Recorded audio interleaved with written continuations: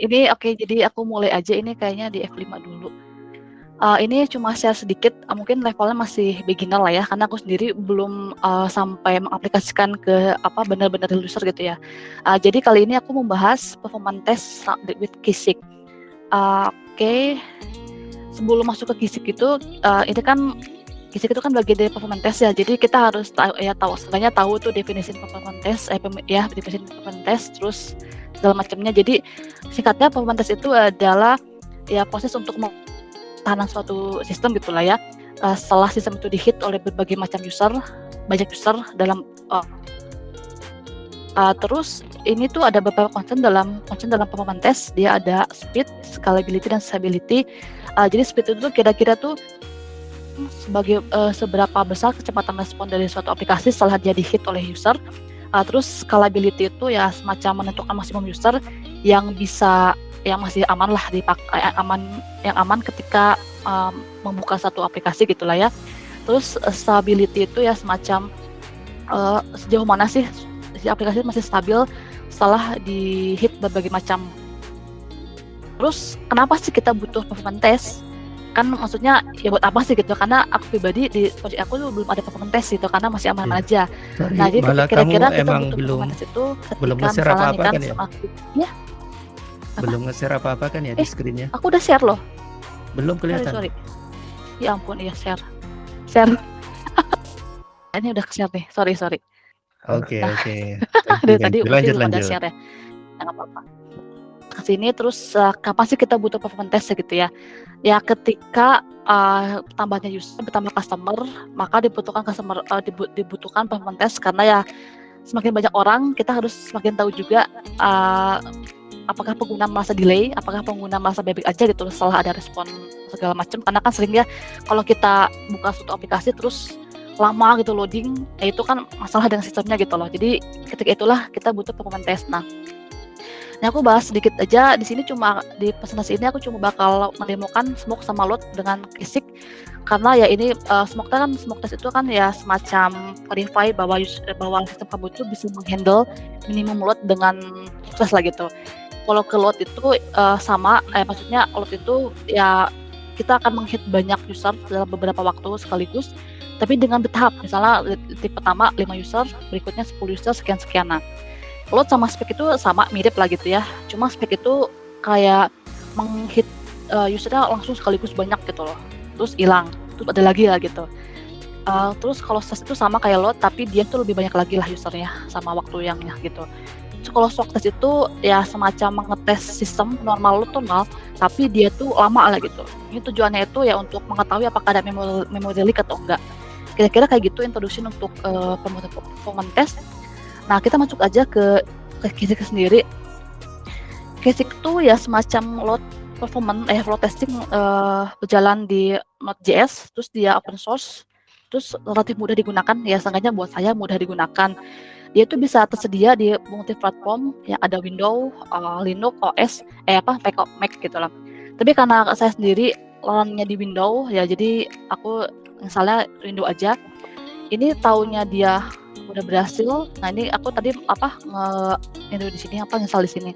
Taunya dia berhasil itu kalau misalnya kita Kisik aja gitu ya. Artinya dia sudah available di kita gitu, di PC kita. Ini kayak gini. Buat ngerunningnya itu cukup ini aja, run. Nah, ini ada dua hal untuk ngerunningnya. Dia bisa ngerunning di lokal atau di apps ya.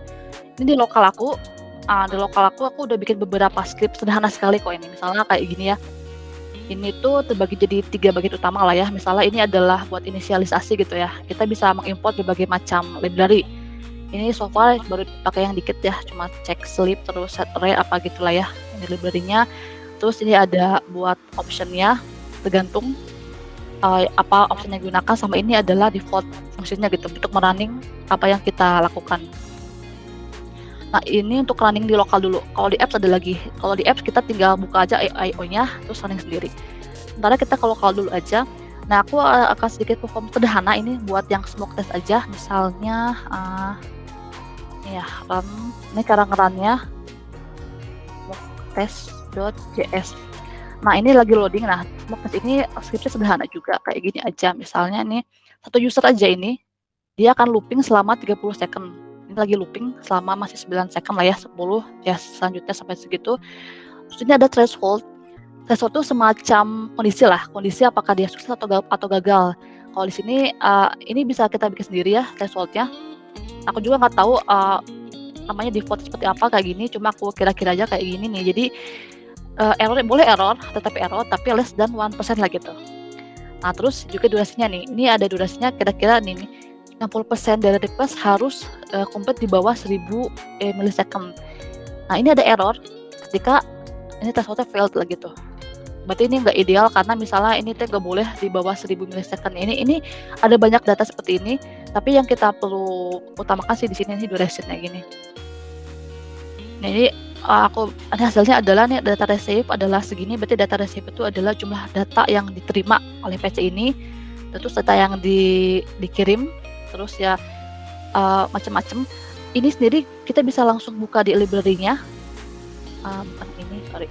Nah ini tuh ada semacam metrik. Nah ini lebih jelas lah gitu ya. Jadi kalau misalnya pengen tahu apa sih kelanjutan dari ini tuh apa, kita langsung bisa langsung buka di IO-nya gitu. Terus tadi itu script yang aku buka itu, aku buka ke sini kalau jadi langsung ke sini aja. Nah ini soalnya hasil dari tes setelah 30 detik oleh satu virtual user ada error di sini lah gitu lah ya. Durasinya tata error, harusnya mungkin aku gedein kali ya biar lebih gede.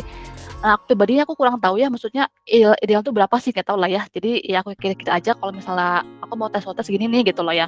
Ini bisa diubah-ubah sesuai dengan kebutuhan lah gitu ya, ini buat threshold ini. Kemudian kira-kira kayak gitu, terus ini defaultnya ke sini ya.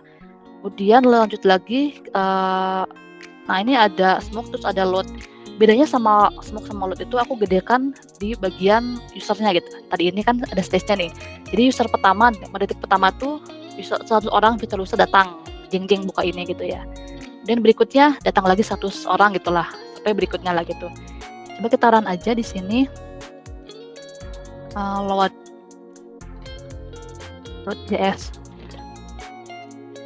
Nah kalau kita bisa lihat di sini, ini pertama adalah lagi running selama detik pertama 100 virtual user, sesuai dengan inilah ya virtual user. Ini masih 9 detik 10.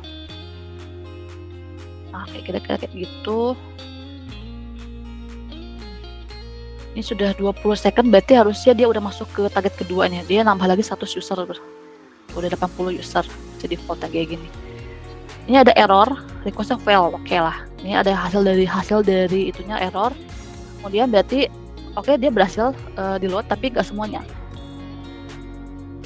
Nah terus ini berarti dia ada failnya, ada dua user fail sebanyak segini lah ya gitu.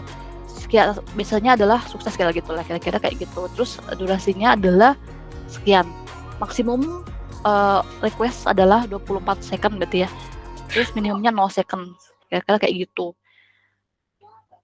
Nah ini sebenarnya mirip kayak yang smoke, cuma dia tuh ya aku bedakan sesuai dengan waktu kedatangan user sama waktu jumlah usernya gitu lah. Terus satu lagi, ini kan dari tadi kan kita cuma ngecek satu itu aja ya, satu alamat aja gitu ya.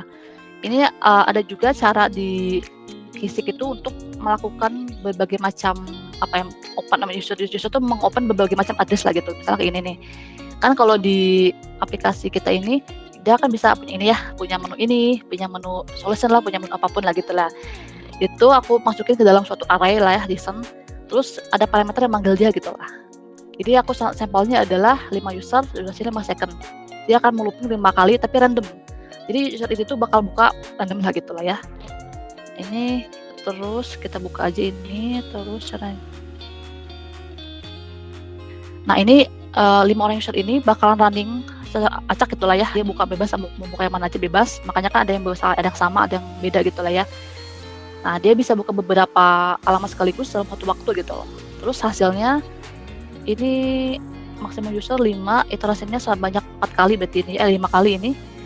Terus durationnya normal segini lah ya, normal segini gitu. Kita nggak ada threshold ya, karena cuma nunjukin aja bahwa user tuh bisa membuka berbagai macam alamat dalam satu waktu gitu.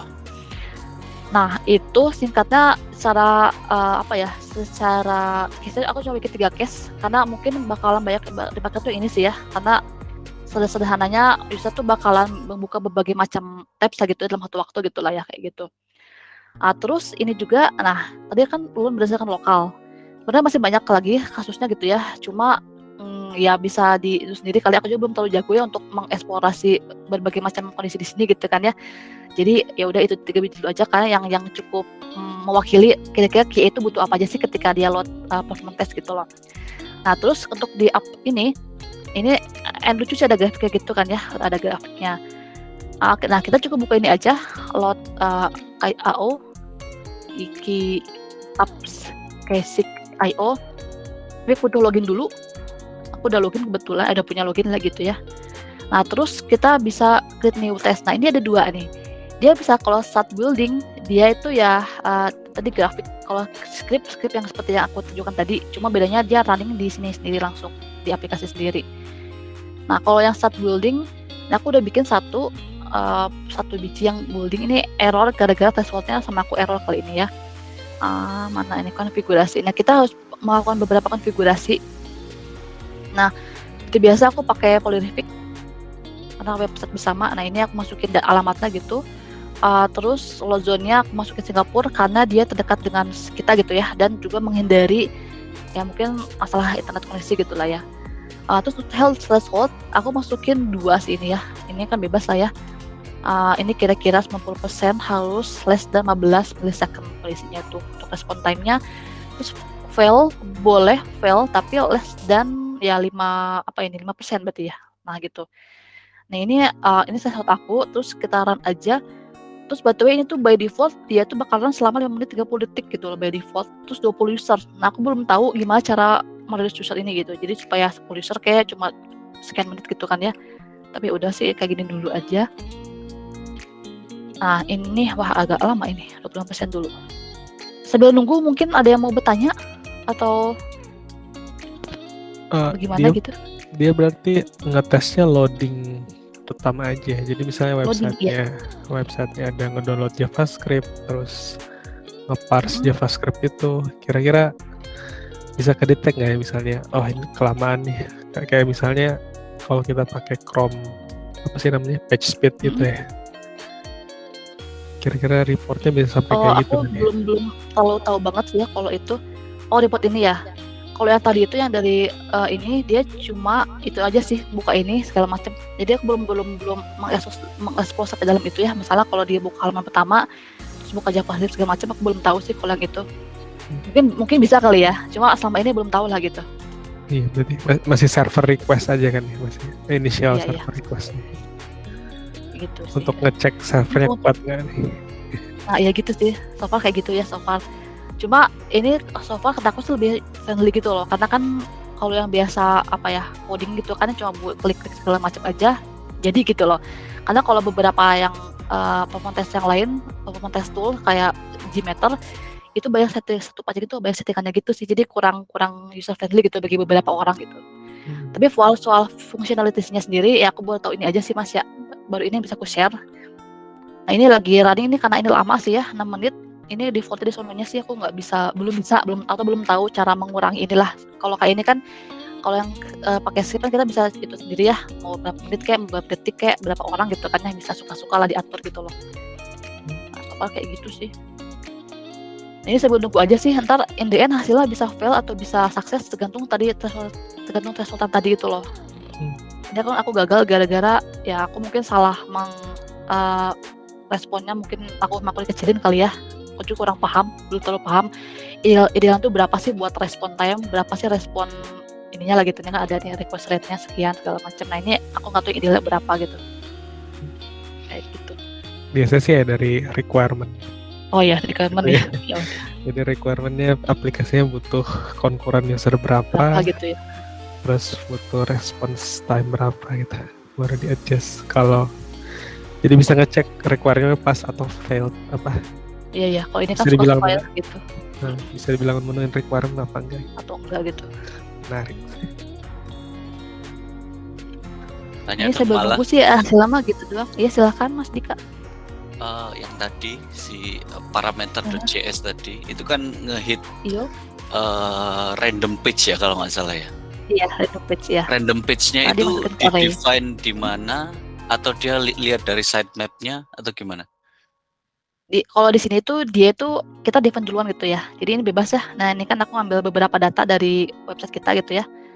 Nah, ini kan ada macam-macam. Soalnya kalau misalnya mau banyak juga bisa ya. Nah, jadi aku define duluan di sini. Jadi Oh, dia biar itu. baca address gitu. Ya di sini gitu loh. Oh, Bebas JSON. ini. Oh Oke, iya. Oh, ambil dari Iya. situ. Iya. Gitu. Terus ya udah kan ada di KCC itu ada function namanya set array. Jadi ya udah aku baca is JSON, tapi aku bikin random gitu loh. Jadi biar random aja gitu kan ya, nggak hitung dulu gitu yang diambil. Ya terus tinggal di apa namanya ini, baca lah gitu lah ya. Hasilnya dikeluar dari sini. Nah, ini.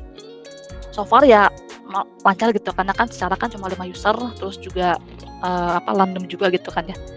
Kayak gitu sih itu cara bacanya di situ. Oke. 2 menit lagi. Itu outputnya Ini aku capture. nggak cuma untuk keluar di konsol log gitu kan ya? Bisa nggak di outputnya itu nggak tahu, misalnya di download Ada sih. CSV atau gimana? Iya, CSV lah. Iya ada. Kalau keterangan dari QA-nya juga ada gitu. Cuma aku belum tahu sih download di mana, belum tahu. Cuma dia bisa di formatnya CSV bisa di ini juga bisa juga di AWS Cloud katanya gitu sih. Kalau aku ini ya lihat-lihat dari apa sih QA di sini lah gitu. Ini kan banyak soalnya Mas. Jadi QA itu punya banyak dokumentasi yang cukup lengkap lah gitu dari awal sampai akhir segala macam ada. Terus aku belum sampai sana. Maksudnya kalau misalnya outputnya di download dari CSV belum tahu sih. Topal ini dulu sih Mas, masih dalam bentuk grafik ini. Kalau pakai lokal host dan kalau pakai aplikasi dari sini gitu. Iya. Maksud. Ya, artinya kalau bisa dijalanin di lokal gitu kan, artinya ada kemungkinan bisa dijalanin di CI/CD pipeline juga gitu kan untuk ngetesnya. Ya. Jadi skenario-nya bisa banyak gitu. Kalau bisa dijalanin di lokal ya. Dan lagian ini open source ya. Iya, artinya bebas free. Tanya lagi dong malah. Monggo.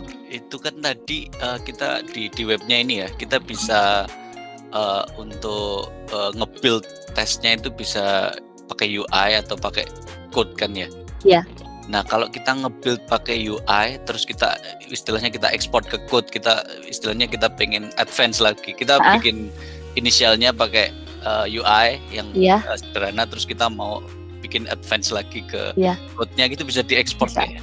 Oh, bisa. Bisa diekspor. Tadi aku coba gagal sih, mungkin aku ada yang kekurangan ini kan ini nih. Aku asalnya UI dulu nih ya, masih ada recording segala macem. Terus lupa bentar ini deh. Ini aja kali ya, create new test dulu.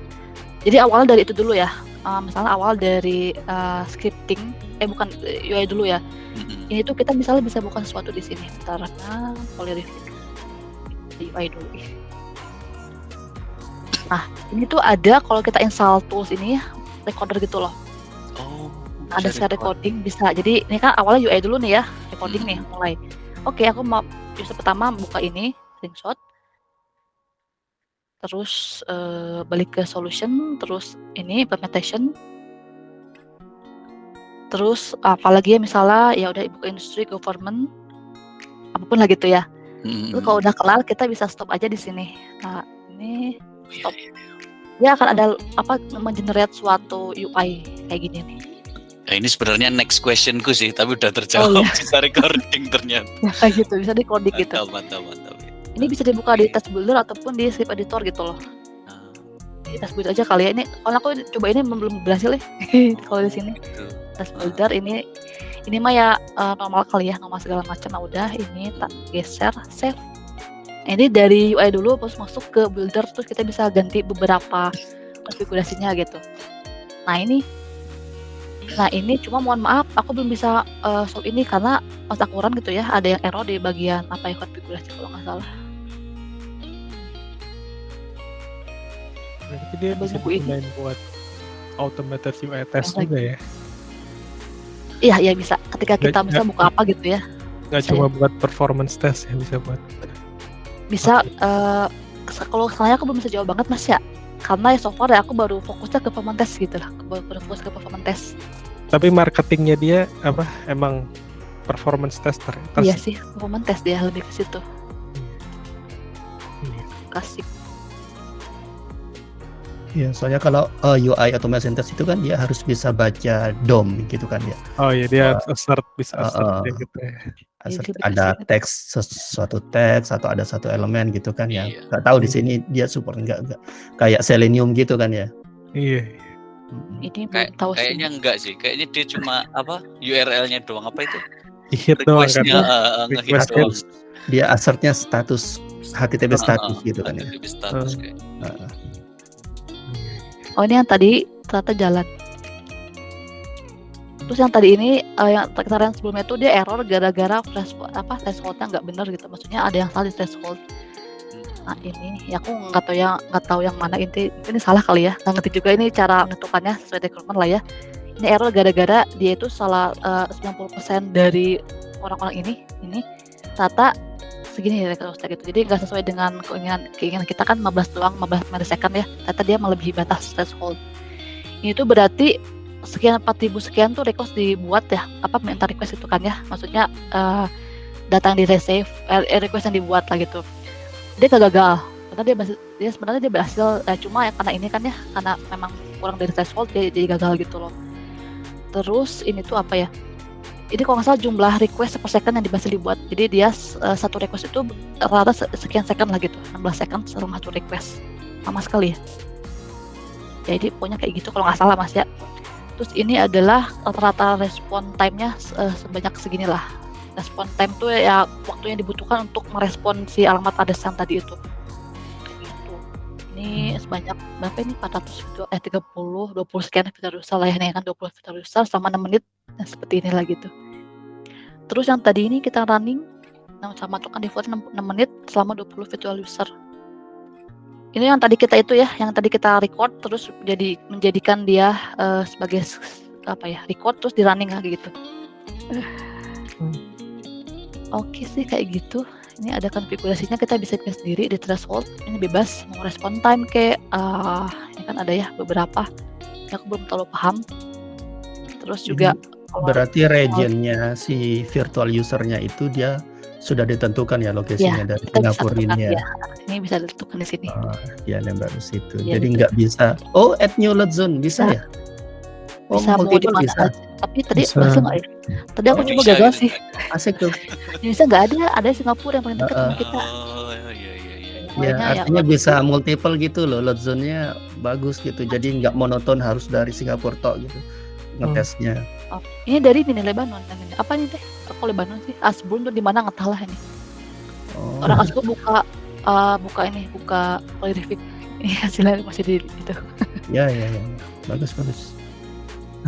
Oh ini yang dibuka ya. Keren sih, lebih advance dari JMeter kalau bisa sampai kayak gitu. Kalau JMeter setahu nggak ada. Malah nggak tahu bisa nggak JMeter itu. Nggak ada berarti ya. JMeter tuh itu banyak settingannya. JMeter kan soalnya lokal tool aja. Kalau ini kan emang cloud tool. Cloud ya. Ini 2 menit lagi. Ini berarti cloud tool free nggak ini mana? Apa ini free sih. Free tapi ada juga kalau bayar juga bisa gitu. Kalau free ya gini aja gitu ya. Kalau mau lebih lagi ada yang bayar. Sekali ya. Saya ada kuotanya berapa ran per bulan. Oh, iya, kan. Biasanya gitu. K6. Oh ini bikinannya ini ya Grafana ya. Iya Grafana. Outputnya kita taruh ke panel kok. Tadi aku udah coba. Oh gitu. Wah. Iya. Panel Grafana. Oh masuk kayak gitu. Mantap Yoga. Mantap. Mana melihat. Bagus. Oh ini. Lewat di bilan atau lewat. Oh ini ya. Oke. Nah iya. Jadi visualisasinya bisa dimasukin Grafana, bisa tersentral. Testingnya di sini, misalnya langsung di Grafana bisa. Iya. Oke sih, berarti ini udah aja segitu sih yang bisa aku presentasikan. Menarik sih ini, misalnya itu ya. Kita punya kebutuhan, soalnya ini ada plus minusnya juga kalau dibandingin dengan JMeter ya. Selama ini kan kita ketika butuh performance test berarti Jameter gitu loh. Pasti Jameter. Itu default kayaknya gitu. Iya, punya alternatif untuk K6 atau nanti tergantung skenario-nya juga gitu. Kalau ada kebutuhan integrasi ke Grafana bakal otomatis ke sini.